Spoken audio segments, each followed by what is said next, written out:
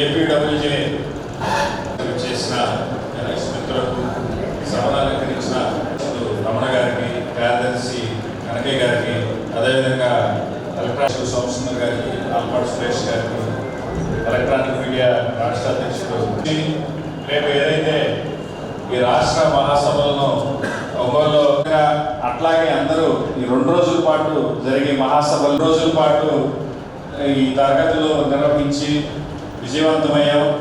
అది అందరూ టీం వర్క్గా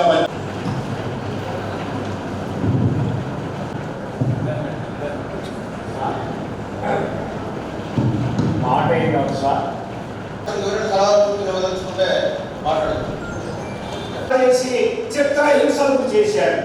మీరు ఇమీడియట్ గా స్పందించారు.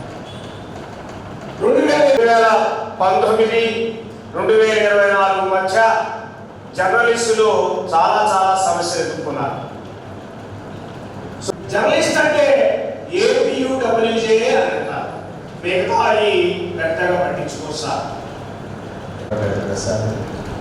అలాగే సుబ్బారావు గారి మీడియా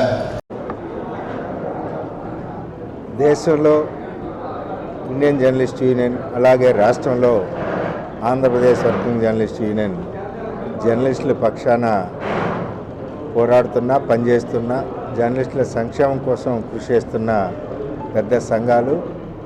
అలాంటి ఏపీడబ్ల్యూజే రాష్ట్ర 36వ మహాసభ మే మొదటి వారంలో ఒంగోలులో జరగనుండటం మనందరికీ కూడా గర్వకారణం. జర్నలిస్టుల సమస్యల మీద, దేశవ్యాప్తంగా ఉన్న సమస్యల మీద, ఈ రాష్ట్రంలో సమస్యల మీద సమీక్ష చేసి చర్చించి భవిష్యత్ కార్యాచరణ రూపొందించుకోవడంతో పాటు ఆ సంఘానికి కొత్త కమిటీని కూడా ఇక్కడ ఎన్నుకోబోతున్నారు. అందుకు గాను దేశంలోని వివిధ రాష్ట్ర జాతీయ నాయకులు, అలాగే వివిధ రాష్ట్రాల జర్నలిస్టుల ప్రతినిధులు, ప్రముఖ జర్నలిస్టులతో పాటు రాష్ట్రంలోని 26 జిల్లాల నుంచి 300 మంది ప్రతినిధులు కూడా హాజరవుతున్నాయి. దీనికి ప్రకాశం జిల్లా ఒంగోలు వేదిక కావడం మనందరికీ ఒక మంచి పరిణామం. ఇప్పటికే 2 సార్లు జరిగి ఇది 3వసారి కూడా ఒంగోలులో జరగనున్నది. ఈ మహాసభ దిగ్విజయానికి ఈ జిల్లాలోని జర్నలిస్టులతో పాటు పెద్దలు, ప్రముఖులు, దాతలు, అలాగే ప్రజల నుంచి కూడా సహకారాన్ని ఆశిస్తున్నాం. ఇందుకు మీరందరూ సహకరించాలని, ఈ జర్నలిస్టు ఉద్యమంలో ఏపీడబ్ల్యూజే చరిత్రలో ఒంగోలు మహాసభ ఒక చిరస్థాయిగా నిలిచిపోయే విధంగా నిర్వహించేందుకు చేస్తున్న కృషికి మీరందరూ తోడ్పడనీయాలని విజ్ఞప్తి చేస్తున్నాం.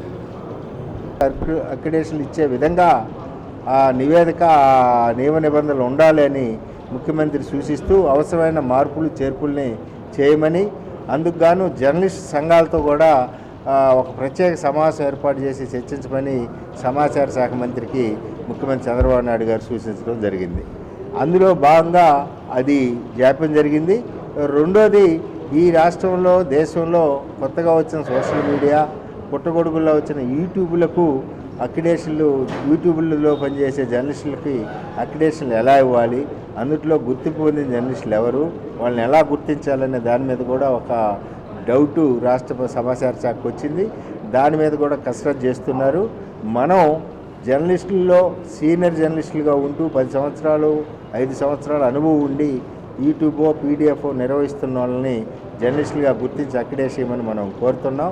వాటన్నిటి అంశాలకు అనుగుణంగా ఈ నెలాఖరులో జరిగే మంత్రివర్గ సమావేశంలో కానీ, వచ్చే నెల మొదటి గురువారం జరిగే మంత్రివర్గ సమావేశంలో కానీ అక్రిడేషన్ నిబంధనల్ని ప్రభుత్వం ఆమోదించి వెంటనే ఇచ్చే ఏర్పాట్లు చేయబోతున్నట్లు మన దగ్గర సమాచారం ఉంది. ఆ విషయంలో మళ్ళీ జాప్యం జరిగితే ఏపీడబ్ల్యూజే ఆధ్వర్యంలో ముఖ్యమంత్రిని కలవటం, లేదంటే ప్రభుత్వం మీద ఒత్తిడి తీసుకొచ్చే కార్యక్రమాలు చేపట్టడం జరుగుతుంది.